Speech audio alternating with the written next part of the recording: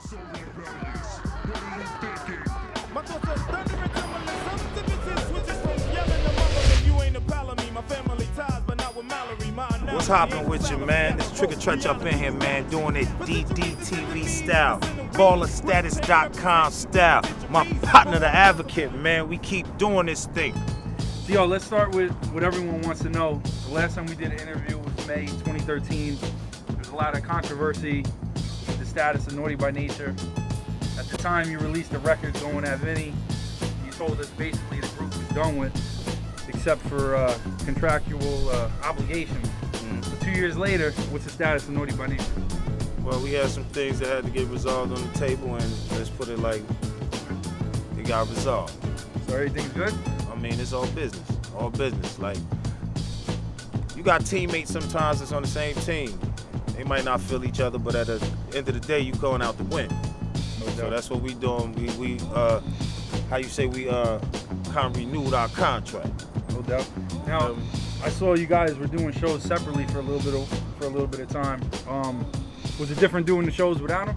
Yeah, it's always gonna be different, but it's gonna be different elements because we do different songs, different formats come different. So it's like it's a whole different thing. When you see Treach hosting a gig and performing, it's gonna be different than seeing a Naughty by Nature show, and it's gonna be different when you see Treach and KG as Naughty Nation do a show, because it's gonna be totally different songs, throwbacks, and things that we really get up into. No doubt.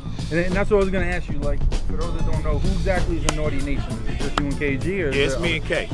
We're gonna be filtering out a whole bunch of new music in Naughty Nation, different projects. It's just gonna be like Naughty by Nature is the classics, Naughty Nation is the classics and the new.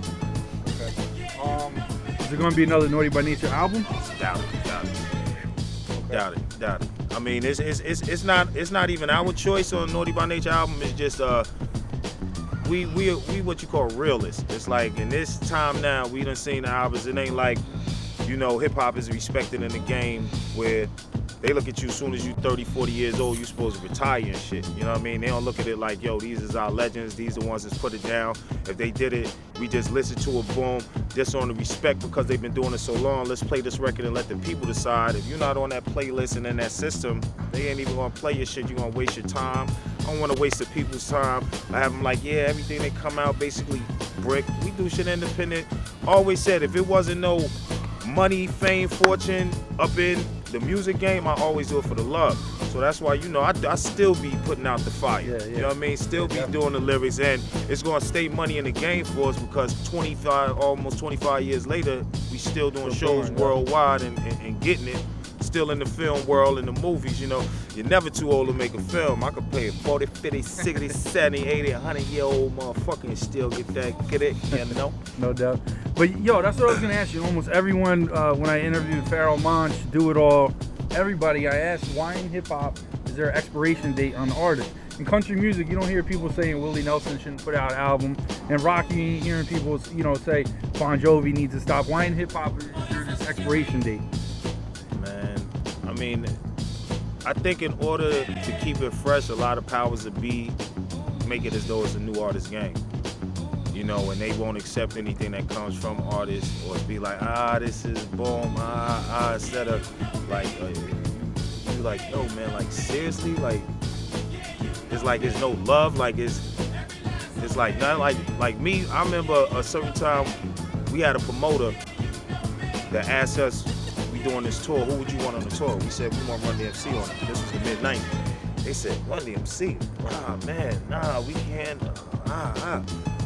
We said, yo, can you come with anybody else? We be like, all right, we'll give you a couple of others to open or something, but we want to headline with Run DMC on our tour. Right. Long story short, we was like, all right, if Run DMC don't go, we ain't going. Wow. They called Run DMC up. Yo, we had to go and revamp our show because Run came out and they was tearing that shit up. And the promoters came to us like, thank you so much. We was doing a club run, yo. They was smashing the place, yo. So it's like I don't understand it because we bow down to our forefathers and knowing like they got it, they had it. If you put them, a gang of them on records now, they would spit, kill it.